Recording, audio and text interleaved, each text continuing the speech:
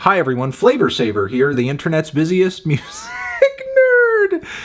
And it's time for a review of this new Death's Dynamic Shroud record, Darklife. This is the latest full-length LP from electronic music super trio Death's Dynamic Shroud, one of a handful of projects masterminded by tech honors Keith Rankin and James Webster, who have all collectively spent years forging some of the most interesting and groundbreaking sounds in progressive electronic music, experimental music, various strains of vaporwave, just vapor-style sounds. And that is really starting to pay off in terms of some of their most well-received projects to date dropping now, including this one. Monument to the Architect, Faith in Persona, one of my favorite records from last year. Also earlier this year, we had Transcendent Spot. And now the trio is hitting us with another banger in 2022, Darklife. And it's really truly no debate. This is handily the most epic and ambitious project I think the group has released thus far. So yeah, it's great. It's impressive, but why it is, that's a very difficult question to answer. Also, what this album is a difficult question to answer. It's almost easy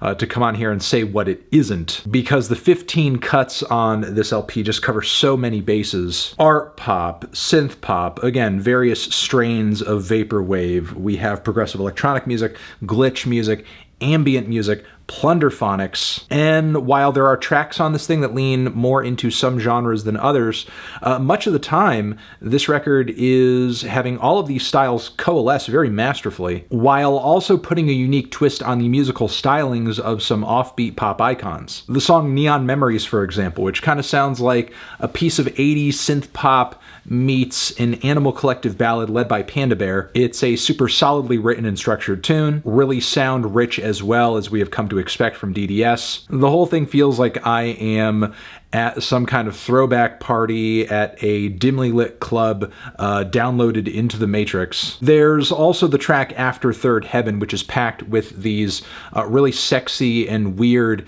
synth funk passages a la Prince, which sit shoulder to shoulder with these suddenly introduced vortexes of noise and found sound, as well as an explosive midsection of harsh industrial noise, but somehow the track sticks the landing, brings it all back around in the end, and sounds amazing doing it. Rarely is something I hear simultaneously so catchy and so experimental. Before I Cool Off features the kind of lush, washed out dream pop that feels like it was tracked in the same subterranean cavern that Beach House records in. The experimentation on the track I think is well intentioned, but ultimately the zany sound effects and weird vocal manipulations I think take away from the simple beauty of the song at its core, as well as the intense feelings of love and infatuation coming off the lyrics. Then I Just Wanted to Know Love is an interesting little ambient passage building off the musical themes of that track, of the previous track. It's like a little extension of sorts, and because of its simplicity, because of the lack of vocals, I almost enjoy it more than the track it's obviously a sequel to. As far as a track goes that centers a lead vocal and is also packed with all of this dense and lovely sound play, I think the song Where Does It Come From goes over a lot better. It's kind of like listening to a lushly arranged song from either Grizzly Bear or like an early Fleet Foxes track, but all of the surrounding instrumentation has this subtly futuristic and synthetic touch to it that makes it sound kind of otherworldly. And as long as we're dealing in familiar ideas, I might as well mention the track Rare Angel, which kind of feels like the same brand of plunderphonic pop and dance that we heard on Faith in Persona, but the wailing lead vocal melody on this track does tend to get a little tedious after a while, and it doesn't feature nearly as much instrumental progression as some other cuts here do. I suppose I am complaining a bit, but don't get me wrong, the vast majority of the tracks on this thing are fire. There are plenty of moments on this thing that are truly beyond compare and maybe even description. For as many times as I have listened to the multi-phased jam that is Judgment Bolt, I don't think I could really even begin to describe the way this song makes my brain just feel like it's glitching out, it's melting, it's having a difficult time processing what it's hearing, as it's kind of difficult to really pull apart the monstrous wall of sonic mayhem that DDS has delivered here, with the pitched vocals and the really like bricked out and melted together bits of noise and synths and bass. This whole thing feels like my psyche is being downloaded into a virtual reality program circa 1999. And if harsh noise and plunderphonics were not previously a thing or very much a thing. They certainly are now, thanks to the song Perfect Angel. Like, could this song be power plunderphonics? I don't know. What I can tell you is that it is truly crushing and overpowering, and the combination of noise and samples is pretty unique here, definitely unlike anything I've heard before. Also, when it comes to the first track here, Stay, I feel like we pretty much get everything that you could ask for out of an intro for this project. The whole thing kicks off with these giant blasts of percussion and old school synth sequences. The expressive vocal passages laid on top of all of this are so manipulated to the point where they sound alien.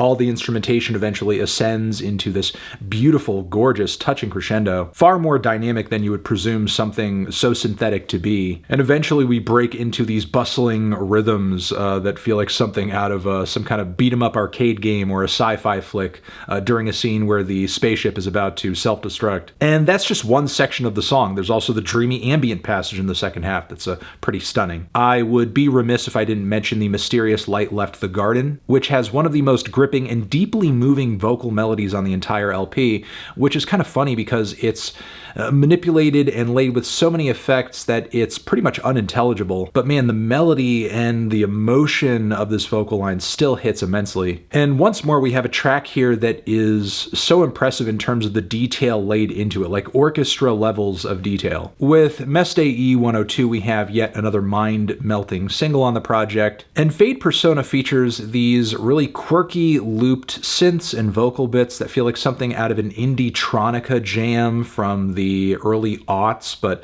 take that and remix it in the most experimental way with 1-0-Tricks Point Never at the boards. As far as other general issues I have with the LP, I don't think it ends as strong as it starts the outro. The build that it tries to ascend to is not nearly as large or as impressive as what DDS delivers at the start of the album, given just how big and groundbreaking and left field and boundary pushing this record is overall. I think they really could have given us a bang as we kind of headed out the door, but we didn't get it. And I suppose in a way there are songs and sections of the album that do feel a bit overly long. The record is just an hour or so, and I know that's quite a bit of time for an album, but somehow it still feels maybe just a tad bit longer, not in the best way. Still though, I do think this record is great, impressive, loved my experience listening to it, definitely a mind-expanding experience, to say the least. One of the most unique listens that you will have this year to any album, I guarantee it. And yeah, recommend it highly. I'm feeling a light to decent 8 on this one. Transition, have you given this record a listen? Did you love it? Did you hate it? What would you rate it? You're the best, you're the best. What should I review next? Hit the like if you like. Please subscribe and please don't cry. Hit the bell as well. Over here next to my head is another video that you should check out. Hit that up or the link to subscribe to the channel. Anthony Fantano, DDS, forever.